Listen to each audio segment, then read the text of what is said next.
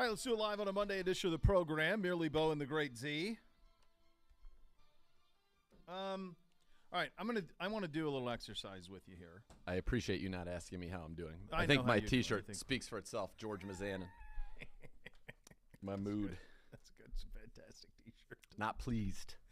All right, let's throw a banana in Mr. Fusion and let's go back to Friday. Okay, Friday's show.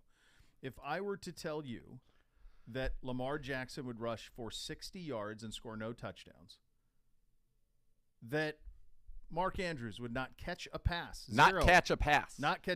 0 passes. That Lamar Jackson, in fact, would go 9 of 16 from the field for 120 yards.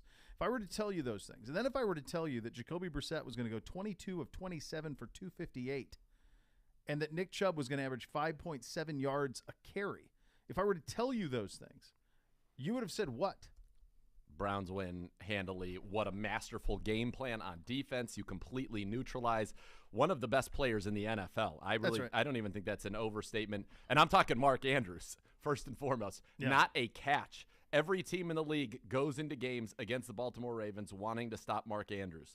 They don't do it. Why? He's that good. So the Browns' ability to completely take Mark Andrews out of a game, and when I say completely, I mean completely take Mark Andrews out of a game. Mark Andrews has had no catches in a game twice in his career. Week 14 of the 2018 season, which I believe is his rookie year, right? He came in same year as Baker, yes. Right? So once as a rookie, when he was not featured heavily in their offense that year as a rookie. Yeah, he came in the same year as Baker. Just to put it in context, in his rookie season, he played 35% of the offensive snaps. He had 34 catches, 552 yards. He had one game with no catches as a rookie. He has not had a game without a catch since then until that day. I would say we effectively took out the most dynamic weapon in the NFL in Lamar Jackson. Lamar Jackson had come into this game averaging 8.1 yards a carry. I would say that Jacoby Brissett was awesome. I would say that Nick Chubb was Nick Chubb, and that there's no doubt in my mind that we won this game. Yeah, and here's the deal. So this is probably a just result. Here's the problem. Going into this game, you're 2-4, and you probably should have been 4-2. Yep. You could have afforded to lose this game where you played relatively well. You played well. Not even relatively well. You played well. Yes. The things that did you in, it was clutch. It was a couple of crazy calls. I don't know that they're, the pass interference on Cooper, the false start. The OPI was weak. It was, but Amari didn't seem to have much of a problem with it when he was asked about it. They both stopped playing. It was so weird. Yeah, it was. I don't know. But whatever.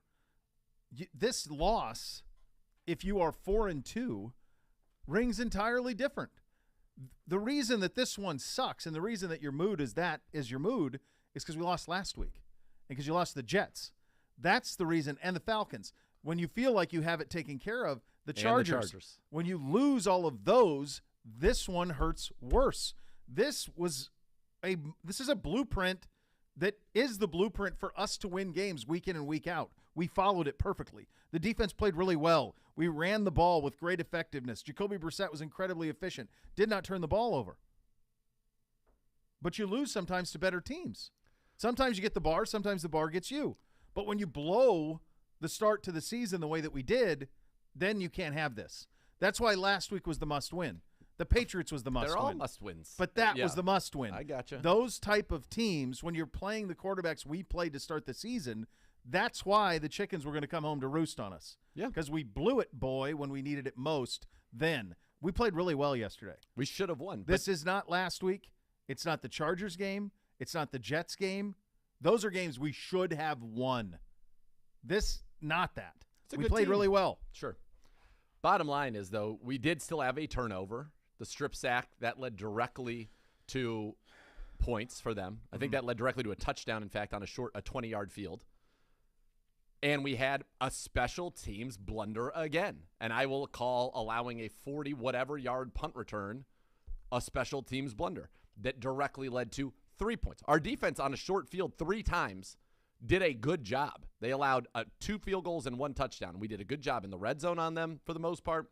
We forced a turnover of our own late in the game. Jeremiah Owusu-Koramoah had his best game in weeks and was maybe the best player on the field for a lot of the game defensively for us. But this is a game this team doesn't know how to win. I mean, plain and simple. This team is not, in the moments that it matters the most, able to get it done. We had so many opportunities to get off the field on that last drive, 3rd and 1, 3rd and 3, blah, blah, blah, blah, blah. They kept getting down, but they did a good job. This was an A, in my mind, an A-plus defensive effort. You're not going to do better than this, buddy. No. And no way. How do they get to 23 points? Well, 13 of those came on the benefit of not having to go very far to score points. And when that happens, when you're the Browns, that's not good enough. Here are their scoring drives, just so to put this into perspective for people. Here are their scoring drives of how many yards they went to score. 9 plays, 61 yards. That's a real scoring drive. 4 plays, 5 yards, field goal. 10 plays, 80 yards, touchdown. That's a real scoring drive again. 8 plays, 25 yards, touchdown. 8 plays, 25 yards, touchdown. That's not a real scoring drive, so that's 10 points. 13 plays, 38 yards. 13 plays, 38 yards, field goal. That's under 3 yards a play. 13 plays, 38 yards, field goal. That's 13 points that they got where they did not have to go 40 yards to score. Yep. And for the Browns, look at the Browns scoring drives. 75 yards, 52 yards that's your first 10 points. For the Browns after that, 56 yards for a field goal, 75 yards for a touchdown. So you went more than 50 yards for all 20 of your points. They went under 40 yards for 13 of their 23. That right there is a difference. That's on special teams. That's on a turnover in your territory. It's those little details that matter. And our special teams just needs to be neutral. And we actually, I think, win a lot of games. Our special teams has been a detriment far too often this year. And it is costing us football games. Missed field goal, lost game. Right now, you've got this, a big return, lost game. Missed extra point, lost game. Onside kick recovered by the opponent, lost game. 3 phases, and we dedicate as much time as anybody in the league to special teams. And it just comes down to executing. Like, on that return, I was watching it. You knew the guy who on the outside contained, in this case it was D'Ernest Johnson, you have to force him back to the middle of the field. Yeah. And yet he gets down the sideline and picks up another 25 yards. How? Can't happen. It's sloppy. It's not good enough. And we played, for the most part, we outplayed them. We did. We outplayed the Baltimore Ravens in Baltimore. We showed resilience, down 20-10 to get all the way back to 20-23. We had an opportunity again, and we just were not able to convert. But we allowed them. We outgained them. 336 to 254. Passing yards gained 258 to 120. Yes. On the passing yard side of things. They averaged 3.6 yards a carry. Somebody was like, they ran it down our throat. No, they didn't. They averaged 3.6 yards Lamar a carry. was averaging 75 yards a game. And 8 yards a carry. And 8 yards a carry. So, no. They did not run it down our That is not throats. what happened here. Here's the issue. 3rd downs. They're 7 of 15. And then they're 2 of 2 on 4th down. So they're 9 of 15 in drive extending situations. Yep. We were 2 of 11 on 3rd down. Oh, yeah, buddy. How many times was it 1st and 15? Like from a penalty standpoint. It felt like we were constantly in 3rd and 11, 3rd and 15. We were never playing complementary football. And yet, despite it, it's a 23-20 game against a team most people think is going to be a playoff team in the AFC in Baltimore. At their place, you outgain them. Statistically, you're better. But you make these little blunders here or there. We have been talking about this for 7 weeks now. We do not have the margin for error. No, and at it's this gone. Point, it's been gone, man. It's gone. And here's the thing. I just mean in games. Yes, of course, from a record standpoint, all of that's long gone. No, but just in games, there is no margin. Like the way we have to play this script, 22 of 27, 258. That should win. That wins, man. That should win. Rushing, 113 on 24, 5 yards a carry. That should win. 5 sacks, though, allowed. Jed Wills had a rough outing at left tackle in this one. I mean, rough. Justin Houston came in, beat him back-to-back plays, including the sack so strip good fumble. all year, too. And it was unfortunate to see. But this goes to that, or the point we're making. He's been good all year. Then you have a game like this. You can't because you don't have the good in the bank. You go to the bank and you're 2-4. So there's no withdraw. No, and listen, if you won this game, that's why, to me, this one hurts even more. Had you won this game and beaten the Ravens, if you won on Monday night, you were in first place in the AFC North by yourself. Burrow had 300 yards passing at half yesterday. He had 400 on the day. 480. His fifth 400-yard game. Yeah. They're starting to cook with gas there. And now at 2-5, honestly, you've got to consider everything. I think you got to, if the phone's ringing to Andrew Berry, you're not in an acquiring mode. You're probably in a disseminating mode at this point. David Njoku, high ankle sprain, according to Adam Schefter, out 2 to 5 weeks. He's been phenomenal. Go back to that script again. You're 3 guys in the passing game. You have 3. You have 3 horses in the passing game. Amari Cooper, David Njoku, Donovan Peoples-Jones, all over 70 yards. All made big plays in that game. Yeah. Now you're going to be without David Njoku. Harrison Bryant has not looked ready to assume a larger role, so we're in trouble there. I mean, we're in trouble. We're in trouble. This season has, in 1 month's time, gone from 2-1 to 2-5, and basically you are flailing, grasping at straws, flailing for life. The Chargers should never have been. This never. No. The Chargers result, followed by the performance last week against the Patriots. Chargers aren't good, by the way. No, they're not. They got drilled. They're quite bad. They're quite bad. Which, how's that? I mean, we'll get into them as the week goes along. We're not doing Chargers daily, thankfully, right now. We can only deal with one problem at a time. But yeah, I mean, all of that stuff leads to you can't have one like this. It's too late. You mentioned the injury to the Chiefs, so he's out 2 to 5 with the high ankle. Jacob Phillips done for the season with a pectoral injury. Farrell Brown is into the concussion protocol, so there's another tight end that potentially, who knows where that could be. Now you're down 2 tight ends in a day, and Denzel is still in concussion protocol. And Clowney was clearly not 100%. He got it out, but he played, 20 snaps? He did not play much in that game. No, I'm with you.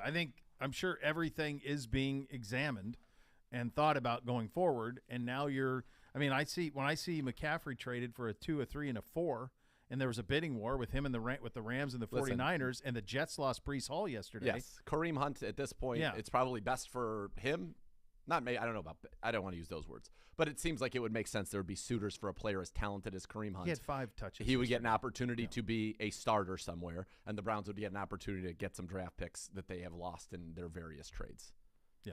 It seems like it makes a lot of sense at this point. And Dearness Johnson is a quality number 2 running back in the event that you were to move on Kareem Hunt. And you'll even get a little more Nick Chubb, which people want. And it's so hard. Like, I realize a lot of time went by in the game where we did not run with Nick Chubb yesterday, and it was frustrating, I think, for everybody, and I would imagine it was frustrating for Kevin Stefanski as well. But that's where, we played really well, but that sequence where we started off being up 10-3, and then all of a sudden you're down 13-10, where we have 3 plays, -4 yards, then we punt it. They get the long return. They go 4 plays, 5 yards, get a field goal. Then we go 3 plays, -1 yard, and then they go 10 plays, 80 yards for a touchdown. That sequence, and then it was a 2-minute drive. So from those 3 possessions in a row, there was no Nick Chubb, and then our first possession in the second half was 3 plays, -15 yards, sack, strip, fumble. Like, those 4 possessions were awful. The rest of the game, we were very good. Yeah. But it wasn't, again, it's not enough. It's not enough. And this team, these are all close games. They're all winnable games. They all could have gone a different way. They have not. And, we run the ball a ton, folks. Like, I hate to tell people that we don't run it enough. We run the ball. We have the 4th most carries in the league, the 2nd most rushing yards. We run the ball a ton. Yeah. Jacoby, we should run more. Our quarterback was 22 of 27 for 258 yards, averaged over almost 10 yards an attempt. Yeah. Like, 10 yards is still more, as good as it is, than 5.7. Yeah. Yeah, this is cumulative. Yesterday wasn't something where I'm watching it and I'm like, oh my God, really? It wasn't that. It wasn't. This wasn't the Patriots game. It's not the Chargers game. It's not the Jets game, the Falcons game. It's not like that at all. You did the script the way you wanted to do it.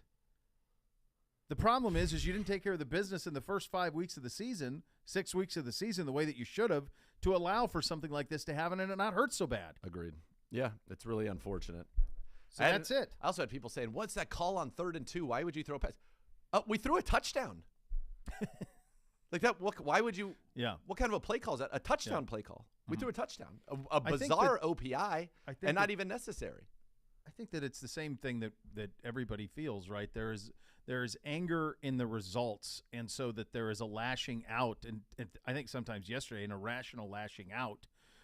This, if you want to lash out, then lash out with that Patriots loss. Lash out to the way the Jets game finished. Lash out to the way that the Chargers game finished. There's a lot there that you can have beef with. This one, you mentioned it. It's a couple of special teams things. It's a couple of calls.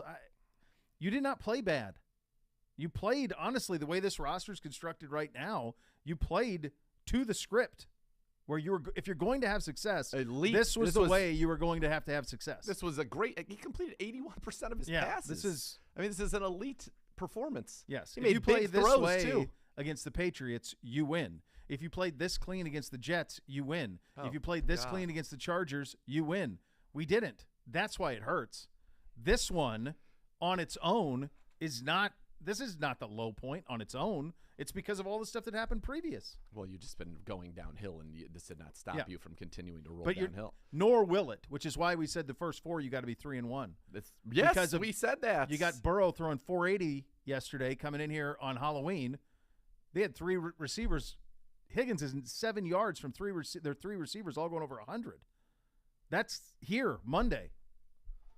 Yep. So, and we knew at this schedule, we got to play the Bills in this stretch. Got to play the Bills. Now, the good news is you got the Bucks. The Bucks are brutal. Yep. The Dolphins aren't world beaters. No. They're not. Pittsburgh almost got him yesterday if Pickett doesn't throw the ball to him twice. Who's the other game in this mix? Buffalo, Miami, Bucks, Bills, Bengals. Those are your 4, and then Watson comes back. So you win 2 of them. I kept saying if you can go 4-7, the world isn't over. If you can get there, we need to just get 1. And I don't know how that happens because the odds on Monday night are going to be long, to say the least. You can't start winning until you can stop losing, and we do not know how to not lose. No. Right now. We're struggling with it. We have found crazy ways to do it. I mean, yeah, this hurts because this was somebody was saying, well, how can you be so upset? You did 0-16. We weren't supposed to win in 0-16. We're supposed to win. One of the most frustrating things for me is, and I'm sure you get this all the time too, and I understand where fans are coming from, but you hear people say, oh, same old Browns, all this. And I'm like, this is not the team. The talent on this team is not the teams that Joe played on. No. This is not the same, man. That's what makes this. I mean, it makes it worse. I think. I mean, I didn't live through it like you did, so I don't know. But this is not the 1-31 2 seasons. This is a really good roster, which, by the way, played really good yesterday against a playoff team in the NFC, and you hit it. You had the best line. We should have left on that. That should have been the Costanza walkout. You can't start winning until you figure out how to stop losing. We don't know how. And we don't know how. All right, you'll hear from Coach at the podium. Do we have the Hoff today? Jeez, the Joe Thomas Hour. God bless him. He'll join us at 2 o'clock. Coach Stefanski's press conference from today. As I mentioned, there's a ton of injuries on this team now. We're off and running. Cleveland Browns Daily, 850 ESPN Cleveland.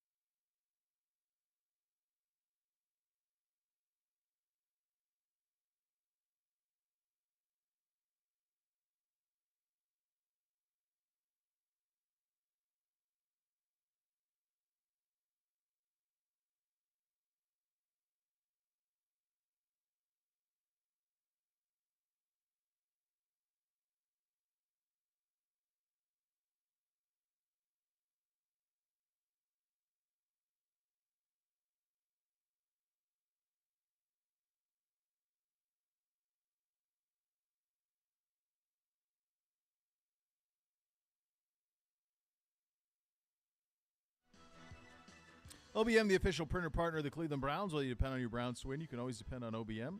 It'll tackle any size office situation. Call 216-485-2000 or visit ohiobusinessmachines.com. Now here's your head coach, Kevin Stefanski, at the podium. I think you guys understand how frustrating it is when you guys are down 6 minutes here.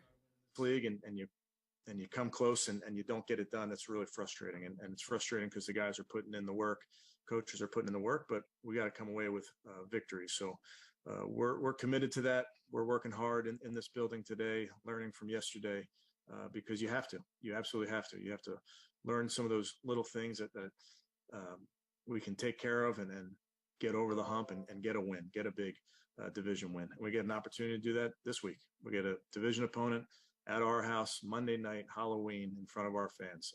That's an amazing thing for us to have right in front of us. So we're excited about that. And with that, I'll take any questions. Hey, Kevin, did you get an explanation from the league about the false start penalty? Not yet. I've had one phone call in. I'll have another phone call later today. When you watch the film, did you think Charlie moved the ball? Because that's what Coach Harbaugh seemed to think. He didn't. I mean, Charlie's a veteran, long snapper. He did nothing differently than he's done his entire career. We're in no way trying to draw them offside in that situation. The risk reward is way, way, way too high. You may do that if it's on the +10 and it's a short field goal. There's teams I see do that, but that certainly was not what we were doing there. And last thing on the field goal, why go with a yard shorter on the second try? Yeah, that's just something with Charlie and the holder that we got to work through.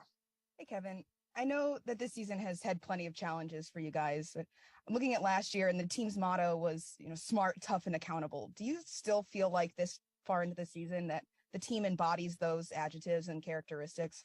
Yeah, I think you're right, Cam. Things, you never know what's coming, and it's a test. Everything's a test, and losing is hard. It's no fun, but it's a test for us. And I do believe in those players. I do believe in those coaches. I do believe in our identity, to your point. But we got to just go do it. But I do believe that everything is in front of us, and you get to really test your resolve right now. Yeah, Kevin, just wondering, after the game, Amari owned the OPI and said that he should not have done that. Just your thoughts on, him kind of coming out and doing that. And also after you watched that again, was that the kind of the call that you've seen go either way many times? Yeah, I mean, I think you're exactly right, Mary Kay. You've seen that one go either way. There is hand fighting in this league. I get it. He created some separation there. So you're beholden to whatever the officials saw. Hey, Kevin, I want to ask you about the last 2 minutes of the first half and the first series of the third quarter. I think that you had called 10 straight pass plays. So my question is, why wasn't Nick Chubb? Why didn't you call running plays for Nick in those two parts of the game? Yeah, I think, we got into a 2-minute drive, Jeff, at the end there, and we didn't come away with points. I think we started on the 12-yard line, got it out there to the 40, 42, and we stalled. And that's, I take that upon me. I have to get the offense to break through there. You're trying to score a touchdown, settle for a field goal, and we did neither. We punted, and that's really unacceptable. But when you get in those 2-minute situations, Jeff, sometimes Kareem is in there as our 2-minute back, as our third down back. And in a lot of ways, that's to keep Nick fresh throughout the game. And then we come out of the second half and we go sack, completion to Nick, and then a strip sack. So that's how it went down. It's not what we're trying to do, obviously. Trying to just be efficient in the run and the pass game, trying to avoid third down as best we can and come away with points when we have opportunities to do it. So when it's not good enough, that's on me and us to get it fixed. And there were just too many moments there where the offense hit a lull, and versus a good team, you have to make the most of your opportunities. And I didn't feel like we did that, and that falls squarely on me. Yeah, Kevin, last week we heard from John Johnson about guys, the commitment that we talked so much about. There are reports that guys were pretty loud and animated in the locker room yesterday. Do you feel like the players are at a real breaking point or maybe boiling over with their frustration? No, I don't. That's the short answer. The long answer is losing is frustrating. I hope everybody gets that. Nobody likes it. It's a horrible feeling. that look around the league. I know there's buildings that feel like we do right now, and it's not fun. But I know these guys work hard, they play hard, and they're going to continue to prepare. And that's what we have to do. And that's why this opportunity right in front of us, starting with this Monday night game, that's why it's so important.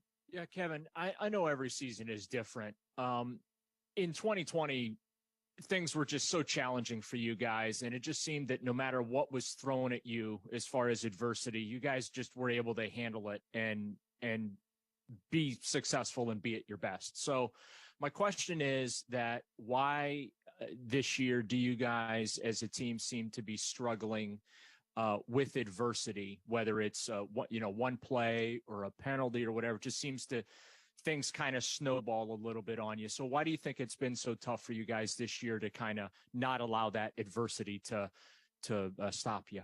Yeah, I think you're right there on every 30. I really can't compare the years. I just think where we are right now, we got to find a way to win. I've said it, you've heard me say it. There are the little things in football that you have to do to win on the margins. And we got to start doing them because these games are close. That's the NFL. It's why the product is so great. It's so exciting because these games are close. We've won close games before, and we have to find ways to close these out. And that's something that You're up. All right, there's Coach at the podium. And I think, the big overwhelming thing just from these injuries have really stacked. When you think about the Chief injury, Jacob Phillips now done for the season. So at linebacker, we're now down 2 guys.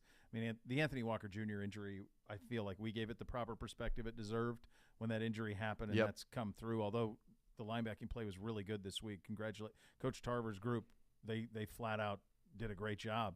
But now Phillips done too, so that room has been thinned out quite a bit here in the first. Heck, we're 7 games in, man. Yeah, it's unfortunate.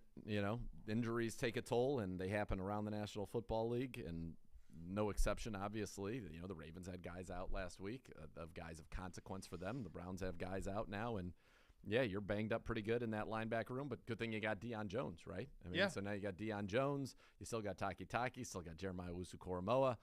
You activated Dakota Allen. You've got Jordan Kunashik as well. So Kunashik can play some backup Mike linebacker for you. So, yeah, you're still there. Our base is still a nickel defense anyway. So, I mean, usually you're going to have 2 guys on the field, and we got, 3 quality starters, and we got some backups. And it is what it is. It is what it is. This team, nobody's going to cry for the injuries of the Browns. So, a lot of teams have injuries. I mean, the Niners. No. Niners are even more decimated. Yeah. Mahomes has been good. Yeah, he is good this season. He's been very, very good. He's quite good. He's quite good. Hey, Cleveland Browns fans, skip the chore of laundry. Enjoy Life Not Laundry. Tide Cleaners offering 30% off dry cleaning for the month of October. Be entered to win 4 VIP Browns tickets to an upcoming home game. Just mention promo code Browns. Visit TideCleaners.com to find the closest location to you. Some exclusions may apply. Joe Thomas coming up in about 30 minutes. Take a look back at the sports weekend coming up next. Listen to Cleveland Browns Daily. Brought to you by Ballybet. Coming soon to Ohio on 850 ESPN Cleveland.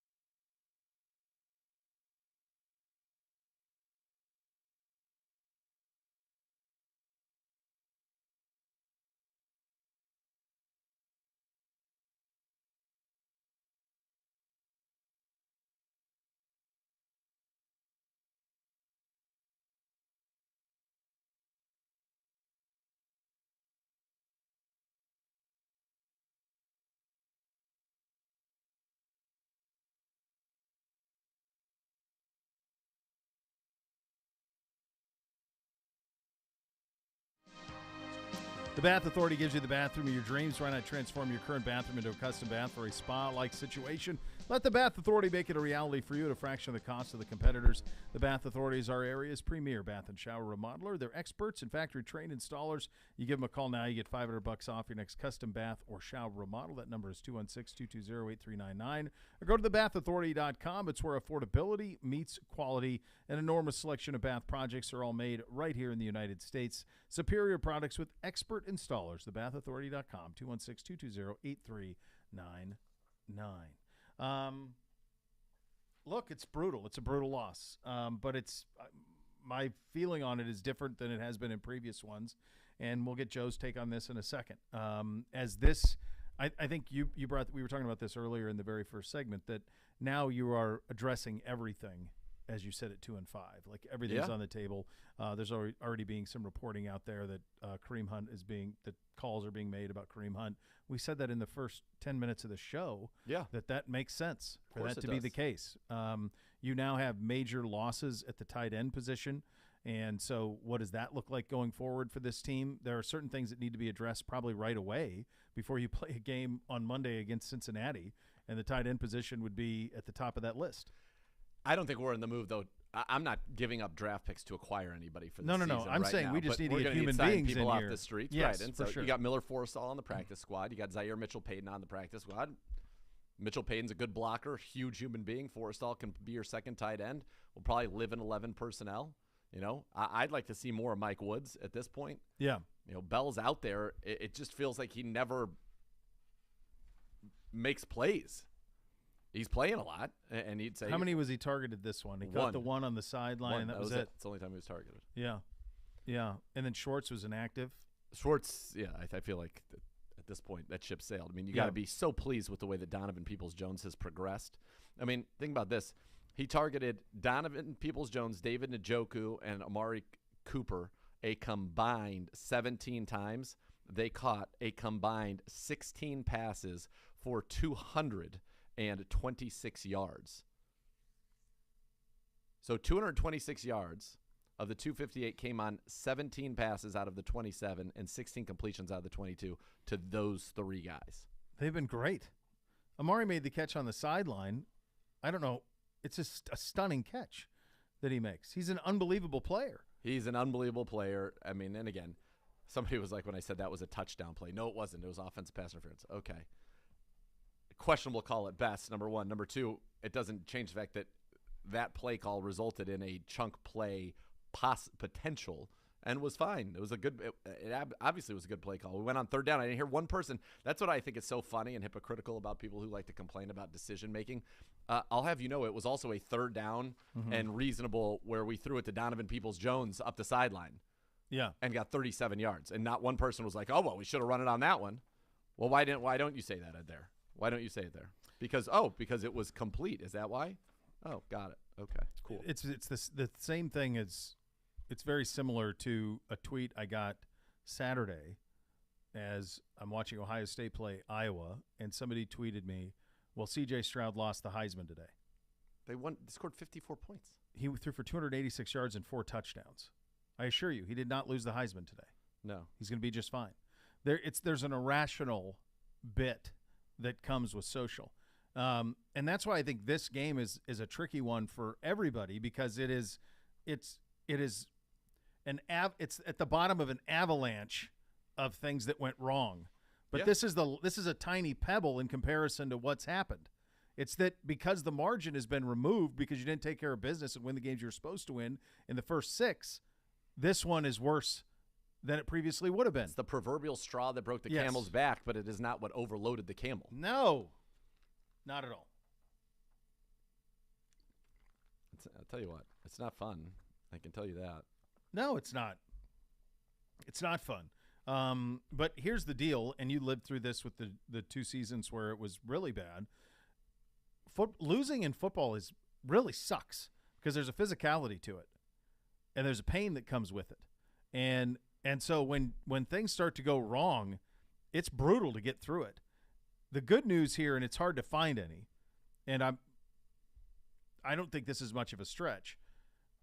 All you want to do at this point is to play somewhat meaningful games when Deshaun Watson comes back in December. And we are in jeopardy of that. We're a not long ways from that right now. being the case. Yes. You are. I remember saying in September, what's the minimum requirement? And we were like, oh, you'd love to be 6-5. You'd love to be 5-6 at the worst. I remember asking pointedly, and I said 5-6 was the worst. 5-6 was the worst. 4-7, maybe you can sell it. But by the way, Deshaun Watson does not fix these ills. Jacoby Brissett was 22 at 27 for 260. This isn't on, like, Watson's not this elixir that's out there. You could say that he, right. Certainly would we be better with Deshaun Watson? Of course. Yes, but Jacoby Brissett, in 2 of the games we lost, by the way, played phenomenal football. Phenomenal football. It is amazing that he only completes 21 or 22 passes every single game, by the way. Oh, I think it's very, but none of it's by accident. Yeah, but 1 week he threw 45. Well, that is true, yeah. But it feels like this is the similar percentage consistently. 22 at 32, 22 at 29, 21 at He's had 21 or 22 Yeah. in 6 straight games, I think, completions. It's crazy. That's nuts. Yeah, it's absolutely nuts. From a perspective of so that's why you're getting the reported calls about Kareem Hunt and all of that, because now what happened with this loss, and it's really these now consecutive losses, where you now are doing you're doing 2 different things. You were doing something where it was, how can we make a run this year? Yep. And now you're saying, let's continue to try to make a run. Let's try to win games. Let's try to be relevant when Watson comes back, so we play meaningful games in December and January. But also, if there's an opportunity for us to enhance our abilities next year in the draft, then we have to do those things too. So that's without giving up core players. I'm going to give up core young players. No, and when it comes to Kareem, I'm thinking I either want to trade if he were to be traded. You want to trade him for a good pick or a young player at a position you like. Like if there's somebody who says we don't like this receiver's not happy here, like the Jets right now, I would be like, okay, here comes Kareem Hunt to you. We'll take Elijah Moore, thank you very much. If we have to throw a late round sweetener on that, fine. But that has a chance to actually affect you. Not only that's a long-term play. You got a guy on his rookie contract for 2 more years who I know is very highly thought of in this building. Like that's something that would interest me. He wants out of there. He wasn't even active this week. They had Elijah Moore out because of personal reasons, but obviously, he demanded his trade and everything went down there. So maybe that's something. And maybe we're playing fantasy football here or whatnot, but that's what would interest me. I'm only doing things if it helps you this year. That's like bonus, right? But everything you're doing is for the future now. Not that you're giving up on the season, but you're not making moves that would cost you in the future when you have a full season of Deshaun Watson at the expense of things that can help you with those in those years. No, there are in the AFC right now currently, there are 3 teams with 4-game losing streaks. Us, Denver, Jacksonville. Jacksonville has not won since they won at the Chargers, and Denver has lost 4 in a row. That's it. That's the list. In terms of that number I was mentioning of 4-7, there are 3 teams in the AFC East above 500. There are 2 in the North above 500. There's 1 in the South, and there's 2 in the West above 500. Everybody else is 500 or lower in the AFC. So there's not everyone's not running away with it, with the exception of the Bills and the Chiefs. Right. They are above, but they're above everybody. Right. But everybody else is in the mix. And you've got now that's glass is half full. The glass half empty is Joe Burrow's thrown for 75,000 yards the last 2 weeks, and he'll be here on Monday with that full cavalcade of receivers. The good news there is you've had success against them. Yep. But the Bengal teams we've seen the last 2 weeks against the Saints and the Falcons are different than the Bengals teams we've seen the previous 4 weeks. No doubt. So you'll get them on Monday. You've got the trade deadline on Tuesday at 4 o'clock. A week from tomorrow? A week from tomorrow. Yeah. Yeah. And then the bye week after the Bengals game. Yep. So that's if you're doing some long-term planning, that's where you're at right now from a schedule standpoint. It's unbelievable that we're here. Everything would be on this. Oh, dude. It's unbelievable. This is where we are in after 7 games. Look, Vegas had it this way. What did they have our win total at? 6.5? 7? I don't know. 7.5? Something like that. If you go look at all the prognosticating at the beginning of the year, a lot of people had us in this mix. 7-10, 6-11. Yeah. Because the Watson suspension went from 6 games to 11. And so you had to find a way to stay above water, and that was everything that we said. Did I think we'd be here? God knows. Of course not. Should we be here? No. You guys watched the games just like we did. Yep. But the reality is that once those first 4 went the way they went, and then the next 2 went the way they went, now you had to have the money deposited in the bank. Yep. And we didn't do it. Nope. No, we did not. No, we did not. That's very frustrating. And there's, so many things people are upset about in this one. The OPI, the false start nonsense. The fact that after they blocked the kick, 8 seconds went off the clock, so it went inside the 2-minute warning, which cost us 40 seconds. Cost us 40 seconds. How did that happen? Is that not reviewable? Can nobody say, hey, wait, check the clock on this? Or did I we don't just know. Home clock cooking, I guess. It was crazy. I mean, I guess it's based on when they decide to blow the whistle that the play is dead. But I'd have to go. So the back contention and watch is that there is no 2-minute warning if it goes. No, because it went past the 2-minute warning would be like on the change of possession. It doesn't give you another play. I mean, that's huge. Yeah. And we never got an explanation on the block, on the false start. So did you see, I don't know if you saw on Good Morning Football, did you see this, Gibbe? So apparently Michael Dunn's right foot. I saw that foot going moves, around. Yeah, his but heel it's still lifts up. after the guys crashed the other side of the line. Yeah. And they made contact. Here's what I think. Here's what I think on television versus, I don't know what it was like for you guys live. On television, it looked like they called a false start. Harbaugh screaming, they moved the ball, they moved. You can hear him mouth it. You can see him mouthing, they moved the ball, they moved. And it was almost like they changed the call. Yes, which is absurd. They huddled for like 2.5, 3 minutes. To me, it seemed like Harbaugh said they moved the ball. By the way, I'll tell you something. As somebody who's been on the sidelines, no chance he could even see the ball when they're all lined up like that. No None. chance. No chance. I feel like Harbaugh lobbied and got it changed. Is what it seemed like to me. I heard on TV they were going nuts. Like they were. They could not come up with any sort of rational. Steratore was like. Steratore was. He had nothing. Yeah, Steratore had nothing. There was no explanation. But that's why you need this guy, Judge, to be like, no, this is what happened. That's why you need – they picked up after all the roughing the passer penalties have happened around the league. They pick one up where he did get hit in the head. Yeah. Like it or not, that is the rule. You made contact with the quarterback's helmet. That's roughing. Yeah. They picked that up. Mm-hmm. And then the OPI was one of the weirdest plays ever because everybody stopped. I don't know. Amari stopped. I was like, I wonder why is he stopping? He stopped. He literally walked into the end zone. Everybody stopped playing. It's not like he shoved him to the ground. No. They were hand fighting, and he barely touched. Like, that's never called. He had his arm here the whole time, then just gave a little. Yeah, it really isn't. Yeah, I kind of it's kind of like my like when I say to the kids a lot, like if you are good and respectful and kind-hearted, and you're that way to adults and children and parents and teachers, you will be given a benefit of the doubt. And it's almost like we get the opposite of that. Yep. If you don't do those things, then people will assume that you're guilty because they'll say, well, you've always been. This and week, that's kind of what I feel quarterback in the head didn't count. Yeah. Next week, it'll count again. Yeah. But this week, it goes back to what I was saying, too, off the top of these little things that we're dissecting here or there. While they would still hurt, they wouldn't be season redirecting had we taken care of the business we were supposed to take care of in the first 6 games. And that's the reality. Yep. That we could be sitting here 4-3 going, God, we let one guy get away. Oh, we should be in first place in the division. Yeah. That would be the tone. Instead, we're trading Kareem Hunt. Like, that's what happens when you don't do the stuff you're supposed to do in the first 5-6 games. Yeah, and it just feels like that this season is, while not over, is on life support at the minimum, and you have to start thinking about next season as opposed to solely being focused on this season. You're doing 2 things now. It opened up 2 parallel lines of thought. One, you want to beat the Bengals. Beat the Obviously, Bengals. you have to. Beat the Bengals. If you don't beat the Bengals, I think at that point it is. No, not yet, because you can still get to 4-7. But how are you going to win the division? Well, you're not, but you can still go to 4-7 at that point, and you can still get to a point where Watson comes back. You can at least peddle the hope of. You're saying at 2-6. I'm saying at 9-8 overall somehow. With you're still going to go like 7-1.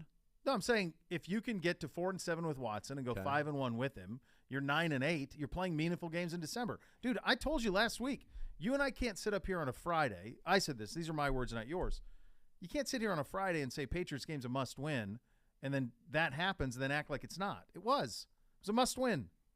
This one was a must win. Yes, it's so we've done that too much to sit here and act like they're not. They were. No, so that's the hole my was point too deep right to come out of it. That's my point. So what you can do though is I'm not even talking playoffs. I'm talking about playing meaningful games in December with Watson. What's the and that definition can be of done. meaningful? Like playoff implications? Yeah. The hope. I'd rather see him play in the hope of that than not. Well, yeah. You know, we need to win games. I mean, right. So if you look at the 4 that you have, the 2 most winning, the most likely wins left before him are Miami and Tampa Bay. And the Bengals. We've beaten them 4 times in a row. The way they looked the last 2 weeks, it's hard to wrap it. But your last when we beat them, they had just smoked somebody last year.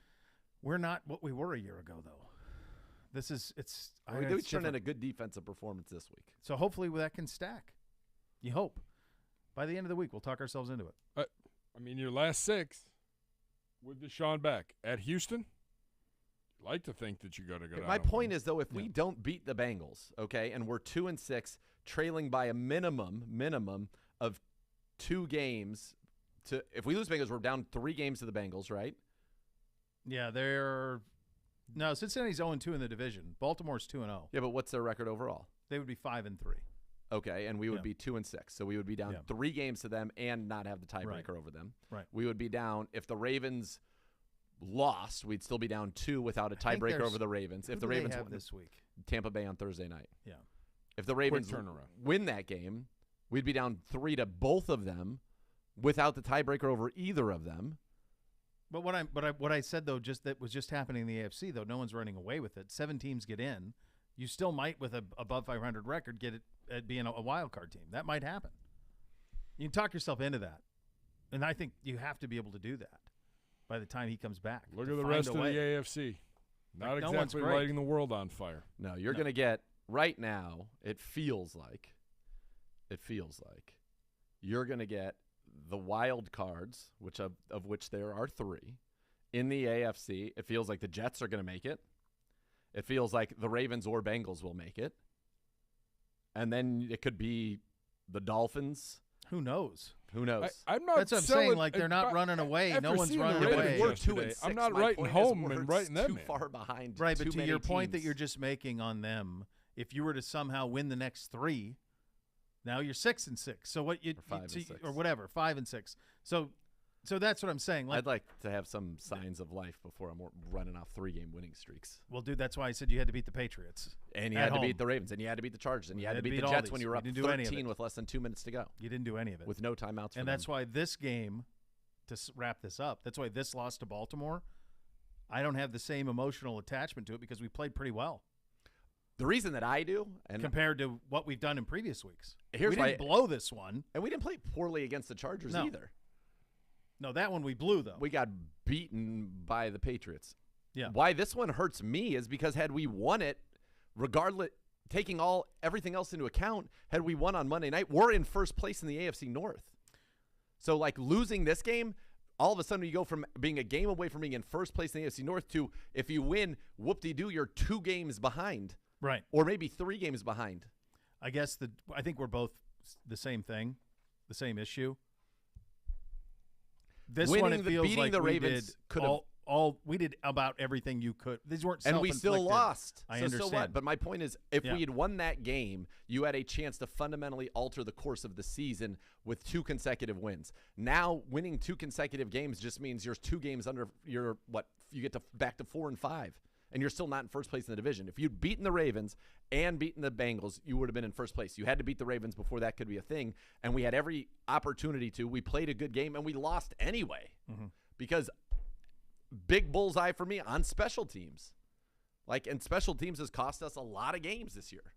Yeah. And we don't have the margin to be losing those games. And now here we are at 2-5, feeling like,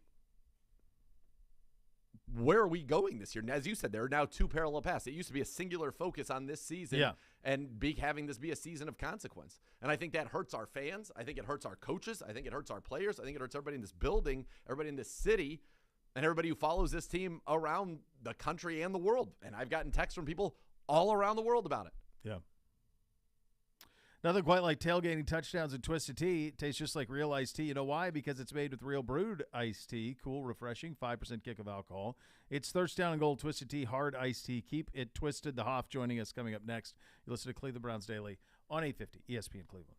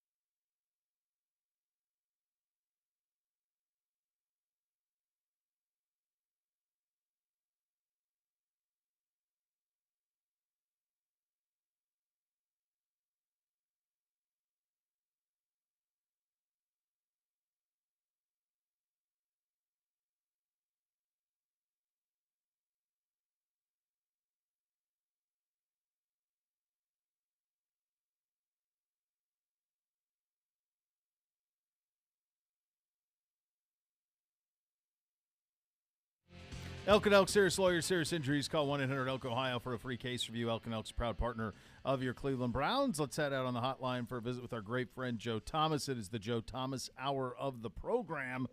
Hoff, honestly, in comparison to what we've seen in previous weeks, we played pretty well in this one. Just not clutch and not an ability to get wins when wins are there to be gotten. But in terms of trying to do all of the things that you wanted to do, we kind of did that, and yet a loss is a loss, and now 2-5, my friend. What were your thoughts on what happened yesterday out in Baltimore?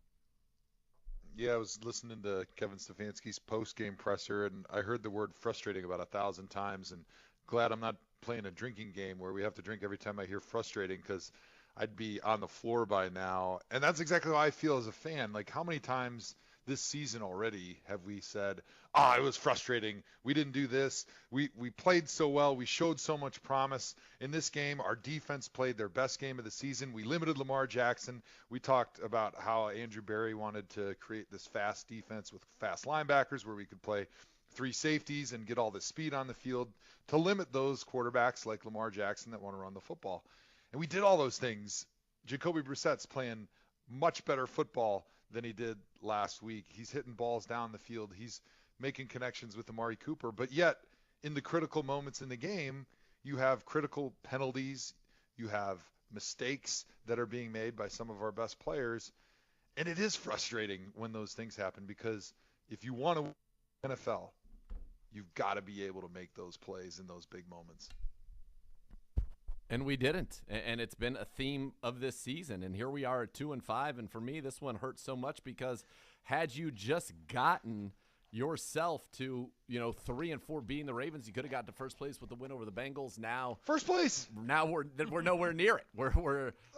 It's brutal when you watch this game and you say to yourself, and Bo and I did this at the top of the show. Mark Andrews, no catches for the first time since his rookie season, 0 catches. Lamar Jackson was neutralized as a runner and as a passer. They ran for 3.6 yards a carry. They ran it a lot, but not very effectively.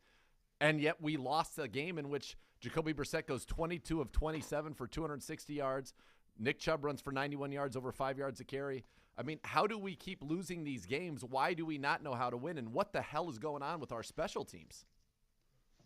Yeah, no kidding. I mean, I'm watching the Giants yesterday. Brian Daboll, former coach of mine, got a lot of respect for him. And so I enjoy watching the way he coaches his team and how his team executes. And the Browns have way more talent across the board than the Giants.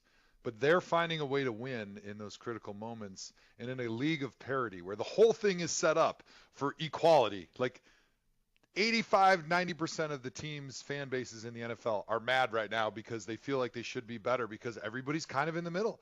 But what makes the difference is the execution that you make in those critical moments. Like, that is the difference in today's NFL.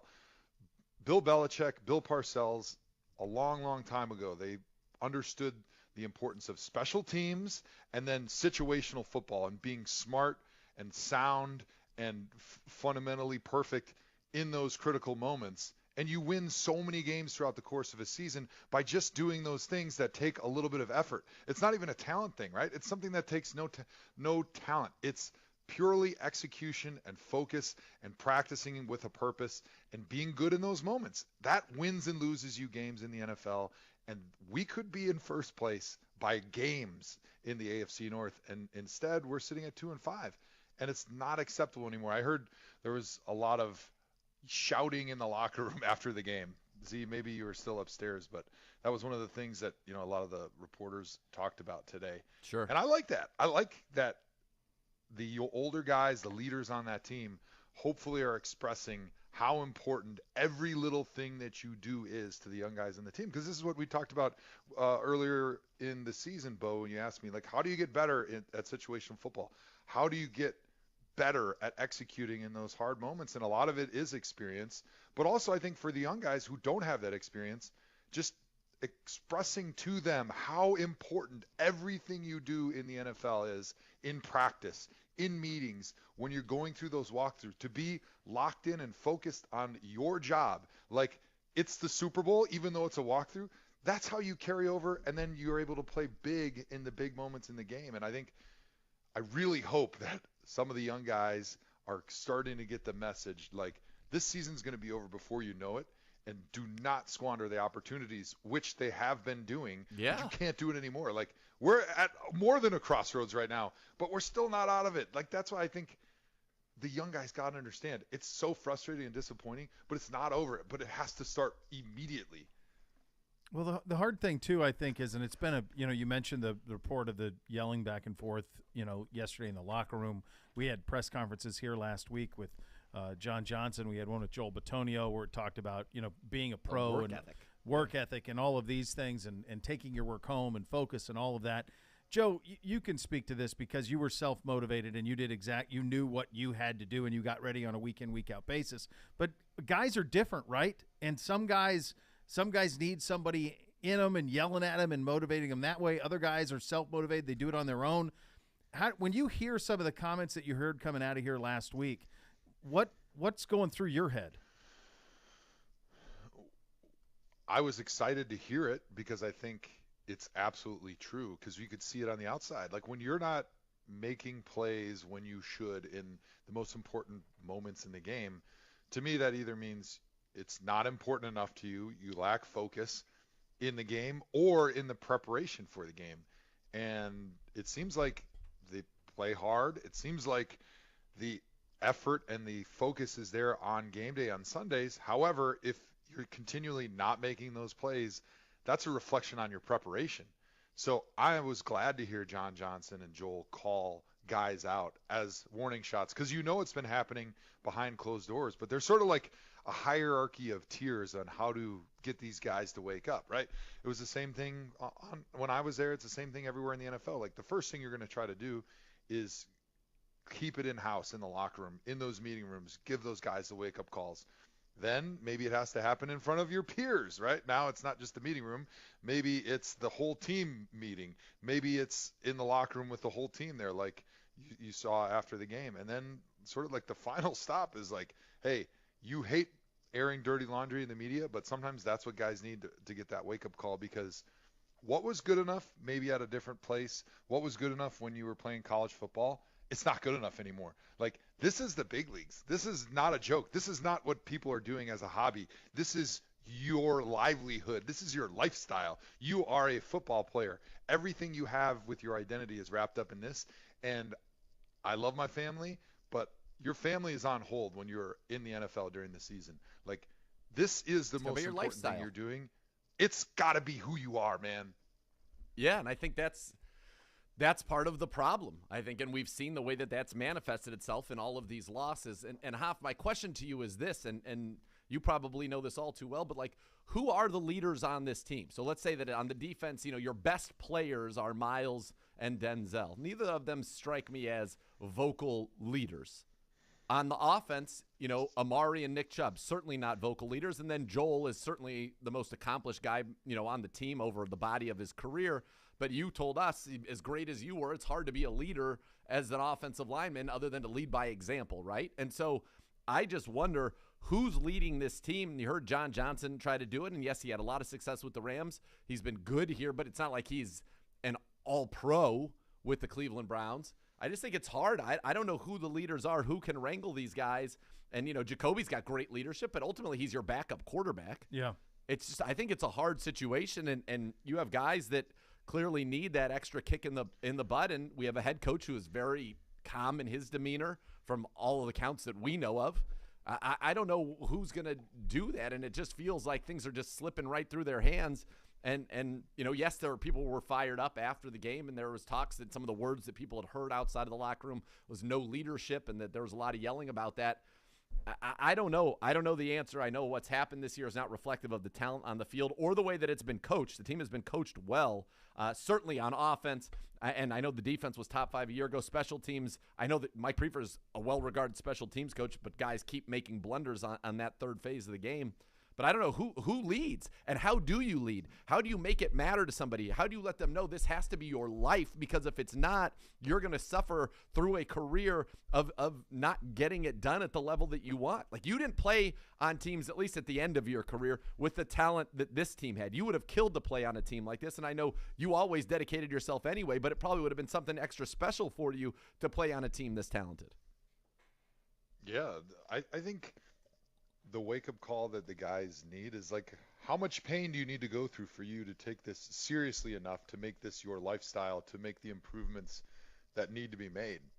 And I think that's probably what some of the shouting in the locker room was. That's what happens when you come in on a Monday morning and you're reviewing film with your coach, and the coach is calling guys out, and you have to deal with walking into the locker room and meeting with the media when they're asking you the hard questions. Like, that's a lot of pain for a player to go through, and you hope that that pain translates into anger and frustration, that you can focus that energy into your preparation. And to your point about leadership, the nature of the game in the NFL, your leader on offense has to be your quarterback, because he's the one that's standing behind everybody, that knows what everybody is supposed to do on every play. And this is in walkthrough, this is at practice, this is on game day. He's the voice in the huddle. He's the guy that sees everything that's going on. And as offensive linemen, it's a little tough because our backs are to most of the guys that are behind us. And so I remember we'd be out there and going through a walkthrough or something, and somebody would screw something up behind us.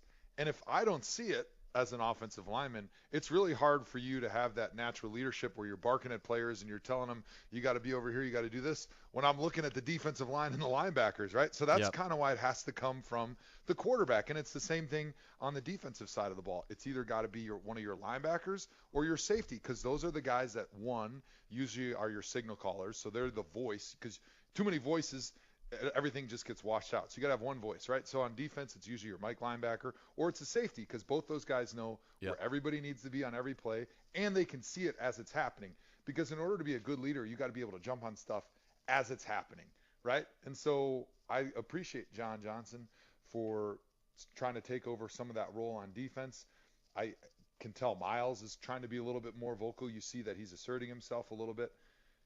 But it is hard for a defensive lineman. They have the same issues that offensive linemen have, right? Their hands in the dirt. They're staring at me, breathing snot bubbles in my stance, and he's not seeing what's going on behind him. He's not communicating with all those guys. And so I think potentially Deion Jones, I don't really know him, but possibly having somebody in that linebacker room stepping up and becoming that leader that Kirko was, when he was there with me, that DeQuell Jackson was. Like, I think having that linebacker leadership, that veteran leadership, as much as the performance of the linebacker is important, I think having that position with a big voice and a lot of leadership that is holding everybody accountable during the play, like, because coaches can't do that when you're out there playing, but right before the snap, during the snap, like, that's, to me, what type of leadership we need on the defensive side, especially. And I think coming from the linebacker position would be huge.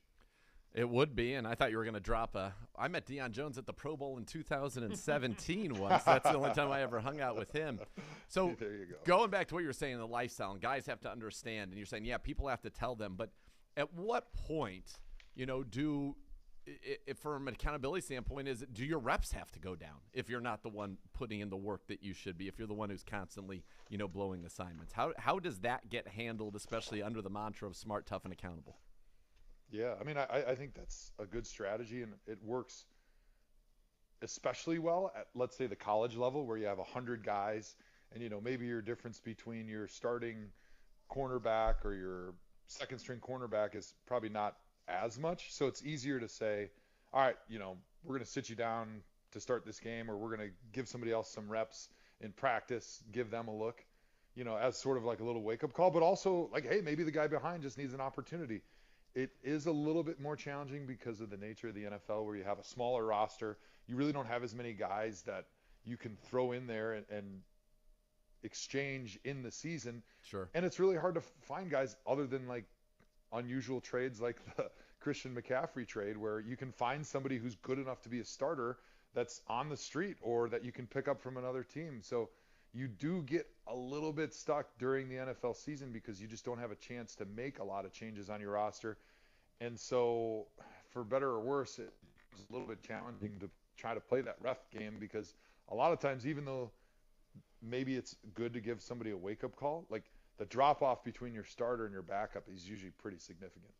Yeah, we were talking about this earlier, Hoff. The 4 straight losses now open up a different line of thinking for the organization, right? Because yeah, you want to go beat the Bengals, absolutely. You want to, try to save this season, be relevant when Watson comes back. All of those things remain true and 100% committed to that.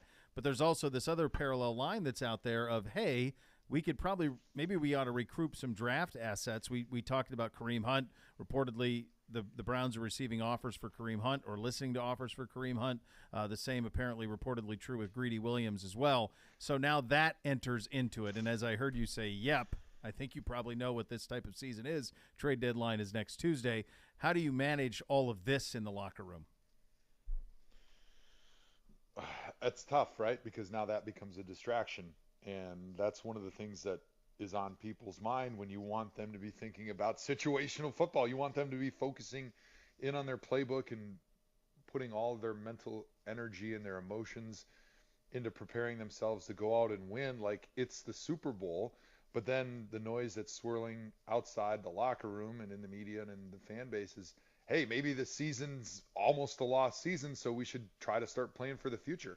And as a player, you can never let your mind wander, because then you're going to give less than everything you have to the preparation, which is already the problem that we were talking about earlier in the show, right? It's like this has to be everything and all-encompassing of who you are and what you're thinking about, right?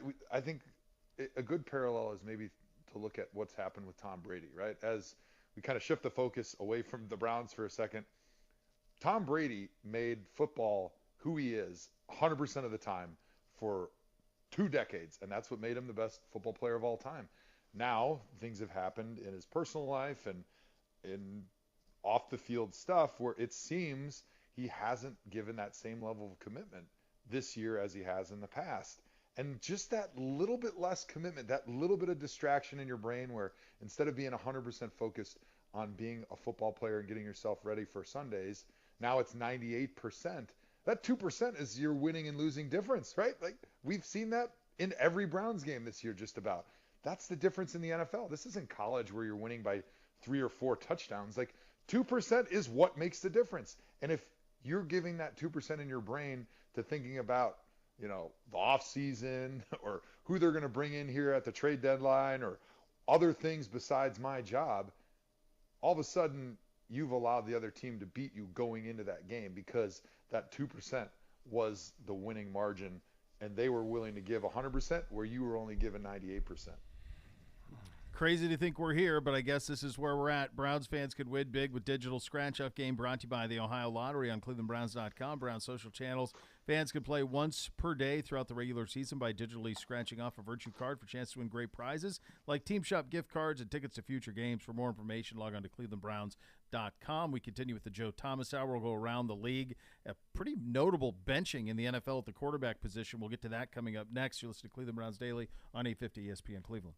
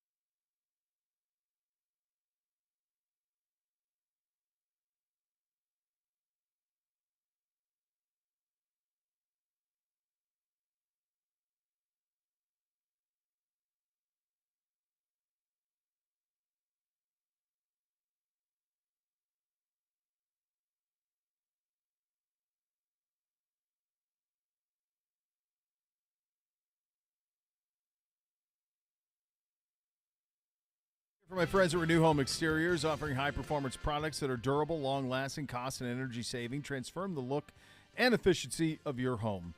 Guys, winter is coming, and it can wreak havoc on your roof. Ice and snow buildup quickly turn into major problems for you. Don't go into winter with concerns about your roof. With Renew Home Exteriors, get a new roof installed in 7 to 10 days. No money down. Payments as low as $96 a month, plus receive free gutter guards with your proof of purchase. Beautify your home with premium siding and roofing products at lower prices with Renew Home Exteriors. Visit renewestimates.com for more. I mentioned a pretty wild day in Indianapolis as we continue with the Joe Thomas Hour, Cleveland Browns Daily. Hoff, they've benched Matt Ryan. He's got a grade 2 shoulder thing, but it's not just that. He's going to be done for the year as long as Sam Ehlinger is healthy and available. Ehlinger is the starting quarterback for Indy. Frank Reich saying in a press conference within the last hour that it's Ehlinger's job the rest of the year. And guys, not only is it Ehlinger's job, but the backup is Nick Foles going forward. So he goes right. So to me, I wonder if do they try and trade Matt Ryan between now and Tuesday? Have you paid attention to this story at all, Joe? Are you surprised by this? It seems like it comes out of the blue from my vantage point. You know, I haven't really paid too close of attention because the Colts really haven't been all that relative in my mind up until this point. They are 3-3-1 right now, so it's not like they're out of it, but I think Matt Ryan has just played so bad when I watched him that I just kind of wrote them off. And the fact that you just lost 19-10 to the Titans, to me, it's not completely shocking because Matt Ryan really was not their long-term answer, right? He was just kind of a bridge. They thought they may have a pretty good team. He could bring in a veteran, maybe compete, kind of like the Phillip Rivers thing that they had a couple years ago. But when your guy that's the journeyman veteran that's coming in is not playing well enough, it makes sense to say, what are we doing here? What's the long-term plan? He's not going to be our guy into the future, so you might as well play somebody else who maybe gives us at least as good of a chance to win as Matt did, and potentially we could be finding something for the future. So you're getting performance now that's almost comparable, and then you're also potentially building and finding out about your future. So it didn't completely shock me that he got benched because of the performance. However, the thing that surprised me was how bad that he's really played this season, when I think a lot of people's expectation was he was going to be at least as good as anybody else that they have on that roster. Yeah, it's a surprising one there with Matt Ryan getting benched. I was definitely surprised by it. It's not like he's been great, but he hasn't been horrible. No, 70% completion or thereabouts. Completing 70% of his passes. Yeah, but 9 picks, 9 touchdowns, 9 picks. So, and I'm like Hoff. I'm not watching them every week, so I don't know if the pitch are they happen at the worst possible times. In terms of around the league, let's start around the North, Hoff. The Bengals, well, they've got it rolling. Burrow had 300 yards in the first half. They had they were 7 yards from Higgins from having all 3 receivers over 100 yards. Burrow had 480 passing in the game against the Falcons. They are now at 4-3, tied with the Ravens atop the division. One thing of note, when you get your first look at Ja'Marr Chase, historically, it goes very bad. So this happened with the Saints, and it happened with the Falcons. So I don't know if it's a matter of if the tape doesn't make him as explosive as he is in real life or not, Hoff, but it's something that's happened, that when you get your first look at him, you're not ready for it in any way. However you spin it, the Bengals are absolutely rolling coming in here Monday. Yeah, bad timing to be catching the Bengals on a Monday night. But, Ja'Marr Chase reminds me of Josh Gordon a little bit, playing with him in 2012 and watching him against the Patriots when he caught a little slant, and Aqib Talib, who was an all-pro cornerback, he had an angle on him, and Josh just ran past him because Josh was such a big, fast guy with long strides. So when he would run, you wouldn't realize how fast he was going. And I think it's very similar because you'd see him on film, and you knew he was moving quickly, but he didn't have those legs that were moving quick. Like playing with Andrew Hawkins, my guy, he was running, a 4.7 40, but it looked like it was a 3.7 because he's got these short little legs and he's just moving so fast. But Gordon is the opposite, and I think Ja'Marr Chase is a little bit of the same thing. Until you get him in person and you see how fast he's actually moving compared to you when you're running full speed, you just don't have that comparison. So he catches up to you, especially in the first half, like that first half they had, where he's just catching the football and he's just running past people. He is good. T. Higgins is good. And they're finally throwing the ball to Tyler Boyd again. Tyler Boyd is an excellent third receiver. The Bengals, we've had their number.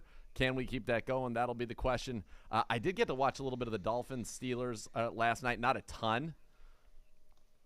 The Dolphins have so much talent, and I know they haven't lost with Tua starting, but it feels like if they had a quarterback that they would be. Why do you think Brady's so pissed off? That could be him.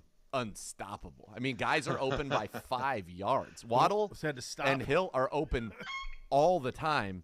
And then I thought Kenny Pickett was actually more impressive than I thought he would be, but the interceptions were brutal. But he made some nice throws. Yeah.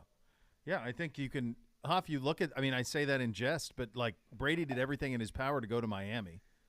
And they had one of the most stupefying losses of the NFL season yesterday, losing to Carolina 21-3. Carolina is actively trying to lose, and they whipped the Bucs in Carolina.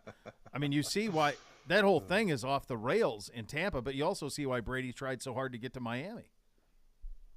Exactly. I mean, you see the talent that Miami has, and I don't remember what the timeline looked like with Brady and McDaniels, and if McDaniels was already there or if he had not yet been hired. However, I got a lot of respect for McDaniels. He was in Cleveland with us. He was the receivers coach with Kyle Shanahan, and you could see how smart he was at that time. And I mean, you never know what people's career path is going to look like and if they're going to continue to ascend at the same level. But watching their offense and the creative ways that McDaniels gets people open, and then, of course, having the talent to be able to execute, it's fun. I mean, that's a fun team to watch. I know Tua doesn't have the big arm, so I think he's a little bit limited with what they can do, especially with their speedsters. But he's got enough of an arm to back the safeties up, and there's a lot of green grass on that field for Tua to throw to because of those receivers. Just so much speed, so much ability to separate and give their quarterback big windows and big targets to throw the football to. I would also say that if you have the ability to wear a uniform that includes a dolphin with a helmet on it jumping through a ring, then wear the damn uniform. Okay. Those Bring are gorgeous. Back those uniforms. They're perfect. We've seen a lot of teams wear their throwbacks. Yeah. The Falcons. Falcons are gorgeous. Gorgeous with the black or red helmet. Doesn't Either matter. way. Those are great. Just sometimes you don't have to reinvent the wheel. Like No. It's perfect. Those Dolphins are perfect. The old Broncos uniforms are perfect. The new ones are terrible. They've been They're terrible. wearing the same things they were wearing with John Elway. Oh, yeah. They're 25 years old. They're awful. Go Yeah. back to the originals. I was watching some clip of Shannon Sharp when the Broncos were whooping the Patriots, and he's on the sideline, and he got on the phone, and they're in Foxborough, and he's talking to the fans. He goes, I'm calling in the National Guard for you guys because they're helpless. They have no defense. We're calling in, and he's like trolling the fans. But he's wearing the whites with the beautiful blue, the blue helmet with the D and the Bronx. Like, what are we doing? What are we doing, man? Bring I it don't back. know. I don't know. They looked great in that game. The other thing, scoring is down. The unders are hitting at like a 62% clip so far this season. Hoff, how much of that is, I just think of the NFC especially. There are 3 teams that scored a lot last year in Tampa Bay, Green Bay, and the Rams that all suck. And outside of like the Bills and the Chiefs, I don't know that anybody can throw it. I mean, this loss yesterday for Green Bay up where you are, it's got to be stupefying for people up there. To lose to the commies for the Packers, Yeah. it's beyond stupefying. And I know that the conversation is, well, Aaron Rodgers doesn't have any quarterbacks to throw to, or any receivers to throw to. He's the quarterback, of course. Yeah. Which is some of the issue. However, like Aaron Rodgers looks like all of a sudden he's aged a little bit, just like Tom Brady now. Ayahuasca probably messed him up. They're not the same quarterbacks that they were like 2 months ago. It's stupefying, and as frustrated as we are as Browns fans living in Wisconsin, I see the Packer fans are feeling just as frustrated because they thought that this was a year potentially, if they could reload at the receiver position, that they could compete for a Super Bowl because you still have Aaron Rodgers at quarterback. But Aaron Rodgers it seems like he's protecting his career completion percentage at all costs. Like, he just does not want to throw an interception. He's not taking the chances anymore. He doesn't trust his receivers. And he's just taking safe throws that lose games. It's really head-scratching. And then after the game, Aaron Rodgers, I don't know if you guys heard his comments, he said something like, hey, maybe this loss is good for us. And I'm like, dude, maybe if it was week 1, this is week 7 right now. You guys are 3-4 in a crappy division. And you're probably going to be on the outside looking in when it's time to be in the playoffs because we're almost halfway through the season. All right, two things. Number one, I know personally 2 people who have gone down to like Latin America, wherever you go in they've South done America, this. and who have gone on like ayahuasca like pilgrimages or whatever. Yeah. They are wackadoodles, and they are not the same as they were before they went down there. Dead serious. It's wild. So, like, I don't think Aaron Rodgers is possibly the same person he was before he did this. Like, you go in there and you're like, basically are like on another planet, vomiting for like days. Like, it's all nuts. Yeah. And you have these, you get in your inner consciousness or whatever, but like none of those people are what I would describe as normal, and they are significantly less normal than they were before they went down there. Like, they're messed up. Their motor skills are messed. Like, they're just whacked. You've been saying it for a month. Well, that's why. Because you have the first, well, not first hand, second hand. Yeah, I've just observed. And the second thing is, like, if Chase Claypool is truly on the block, which there has been a lot of talk about, like, the Packers should go get him immediately. Yes. They need a receiver. Like, I think if they had a receiver, they'd be just fine. They'd be fine. The same is not true in Tampa Bay. No, they have talent. They have talent. That's a Todd much Bowles bigger is like, problem. we're in a dark place. And yeah. I think it's because Brady's not all in. No, he's not. He left for 2 weeks in camp. He doesn't practice on Wednesdays. Like, for a guy whose entire career, Hoff, was designed around being all in, how can he try without? You know what I mean? It doesn't work. Plus, at 45. Brady's cheat code. Yeah, Brady's cheat code his whole career was, I care more, and I'm going to put in more time than anybody else. Like, when you guys are off having a nice steak dinner in the off season and pounding beers and having some good vino, he's like, not me. I'm going to be with my massage therapist, watching film, taking care of my body, thinking about doing quarterback things. When you guys are going on family vacations before training camp, not me. I'm training. Like, that was his 2% difference that made him better than everybody, right? And that's why in critical moments, 2-minute drives, if Brady had the ball, he knew exactly where the ball was going to go. And it went down the field, and it was just a matter of time. Do I have enough time? Because if you leave Brady time, he's going to score. But without that level of commitment, he's just a guy. And it's just so weird to say, like, how many years were we saying, oh, this is the year Brady falls off the cliff. He's going to hit 40. He's going to hit 41. Nobody can do it at that level. And then all of a sudden, at 43, 44, he's still in the MVP conversation. He's winning Super Bowls going down to Tampa. And this was the year, it seemed like, right, where everyone said, well, Brady's never going to get old. He'll just play forever. And now he's all of a sudden getting old and vanishing, crumbling in front of our eyes. But it just shows how much importance commitment is, and just making yourself obsessed with being a NFL football player and everything that goes into that preparation. Yeah, there's a new way to cheer on your Cleveland Browns with the help of your favorite four-legged companion. Barking Backers, presented by Milk-Bone, is the Browns' newest club for pet parents worldwide. Sign up today at barkingbackers.com. Barking Backers, the fan club for dogs. We've got some other things to get to, including a little fun with Halloween. Joe Hayden returning. That'll be fun. We'll get Hoff's views of that coming up next. You're listening to Cleveland Browns Daily, brought to you by Ballybet, coming soon to Ohio on 850 ESPN Cleveland.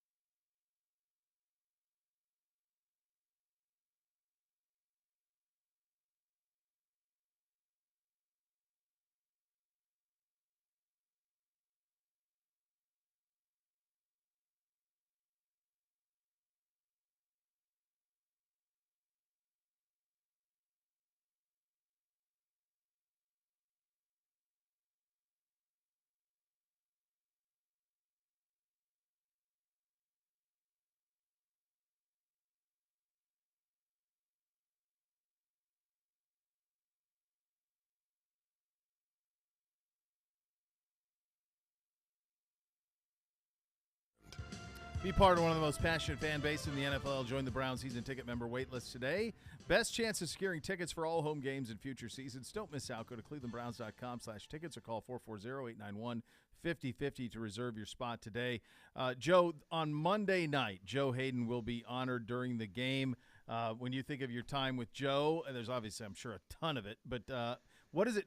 Were you surprised that he's coming back and getting this here in Cleveland with the fact that he played in both? Feels like his heart was always here. It's pretty cool. It was a little bit of a surprise to me because he did have a great career in Pittsburgh, and he obviously had more team success in Pittsburgh. But I think it was really cool just to see how much the city of Cleveland means to so many guys that have played here, even though we haven't had the team success, the playoffs, the Super Bowls that a lot of other teams have had, which brings them close with the city and gives them a lot of great memories. For guys that have played here, I think they understand how special this city is because of the way that the city embraces the team and how important it is. And if you're a player like Joe, who was one of my favorite teammates of all time because he just always walked around with a smile. He had a positive attitude. He was a hard worker. And I think he really embraced the fans in Cleveland and felt a deep connection. And even when he was in Pittsburgh, he would get coach buses together or like vans or whatever. And the guys on the Steelers, they would come up to Cleveland and hang out and party in Cleveland. And I think the city of Cleveland just has a really special place for Joe. For him to want to retire as a Cleveland Brown, it means a lot because that's pretty tough to say, hey, I know I just retired as a Steeler and I had, 5-6 good seasons there, but immediately I want to sign with the Browns, the biggest rival, where I started my career, and it's more important to me to be a Cleveland Brown. I mean, I wonder how the fans in Pittsburgh, and I haven't looked into this, but I wonder how the fans in Pittsburgh are receiving the news that Joe Hayden wants to retire as a Brown. He is Cleveland, and I'm glad that you said that. He was one of my favorite guys to cover in his time here with the team. And would he be like up there if there was a Mount Rushmore of defensive players that you played with? Because I imagine offensively you're so close with a lot of the linemen and things like that. But would he be one of your Mount Rushmore defensive players, not just from on the field, but also just like as a guy? Yeah, absolutely. When I think about defensive players that I played with that I just loved, that I thought were just awesome teammates, Joe Hayden's up there, DeQuell Jackson, Christian Kirksey, Scott Fujita, like those are guys, the first names that a lot of times they pop into my head when I think about, who are my favorite teammates over there on the defensive side of the ball. And it's just so cool to have him come back and be honored. And hopefully the Browns have the Bengals number like they have in the past so we can give Joe the big day that he so desperately deserves for putting his neck out on the line and shunning the Pittsburgh Steelers to retire as a Cleveland Brown. Huff, what's your go-to Halloween costume as a kid, as an adult? What's one that's your it's a chuckle. Is there a favorite? I think I was a Green Bay Packer player with the cheese head like 5 years in a row. But now I'm much more professional with my Halloween costumes. The wifey and I, she loves Halloween, as do I, and we love dressing up. So actually, we had an adult Halloween party this weekend, and I dressed up as Ted Lasso, and she dressed up as Rebecca, the owner from Ted Lasso. Love it. Sexy little business suit, and she had her little purse with the biscuits in there. So it was a lot of fun. And then with the kids, we're gonna dress up as What About Bob? If you ever seen that movie, please. That's one of my. That is in my top 5 films of all time. Yeah, we're familiar. Yeah. Okay, that is my wife's family's absolute favorite movie. I'd never seen it until I married her, and that is her family's. Every family's kind of got that movie that it's just like their family. That is her family's movie. That's like my movie. So great. That's awesome. Huff, I can't wait to get you guys together. You guys will go for hours on What About Bob? Huff, the night we played beer pong, you played beer pong with Sigmund. Yes, I remember that. Yeah. Korsmo. Yes. Exactly. That was awesome. I know. Remember, I was so excited to get a picture for your with family. him Yes. to right. Annie. Yeah. That's right. Yeah. Oh, so man, we got to be have like Dr. a Leo Marvin. screening. Yes. That's beautiful. Oh, Yes. man, I got that. That'd be I have amazing. that movie verbatim. I got the whole dialogue, the whole thing. Dude, my kids love it now. I too, called which our is so hoops. Cool. Go ahead. No, I was just saying it was so cool now hearing my kids quote that movie. They love it. It's so good. So good. I used to call our team, our basketball team, we were the fam when he was like, oh, the fan. I love it. So good. God, I love it. See, this is the joy. It's not all so bad on a Monday. A little chat with the Hoff. Little what about Bob? You're in a good mood. Good talking to you, I brother. feel much as better always. now. Oh, man, thanks for having me on. I feel so much better now than I did 50 minutes ago. So thanks for that. And I'm glad we got to end on a high note. Yes. Therapy. That's what it is. Right. Thanks, buddy. Baby steps. That's it. That's all we need. Baby We steps got around a the Monday office. night score coming your way next. You're listening to Cleveland Browns Daily on 850 ESPN Cleveland.